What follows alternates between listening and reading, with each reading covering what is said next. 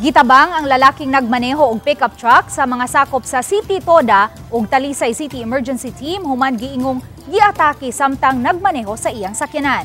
Nahitabo kini pasado alas 3 niadtong Biyernes sa hapon. Matod ni Joy Tumulak, hepe sa City Toda, na matikda ni Traffic Enforcer Jupiter Castañares nga wala na moabante ang sakyanan sa intersection bisan og go signal na. Gikan sa San Isidro ang sakyanan og pa-left turn aron magpatubil paunta. Pagduol sa traffic enforcer, nakita nga naglingkod patakilid nga wa nay panimuot ang driver. Daling nakaresponde ang emergency responder og daling gida ang pasyente sa Cebu South Medical Center. May laing motorista ang nakaila sa driver ug natawagan ang asawa. Apan ang moong 43 anyos nga driver namatay gyud sa tambalanan niadtong Sabado sa gabii.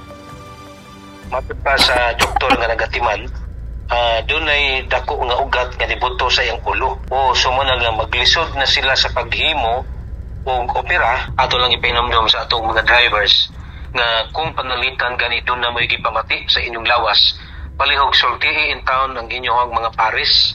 Sultihi daan, unyahuman pa-check up dayon sa doktor aron at least malikayan or mapugnan na to ang ingon aning sama sa insidente.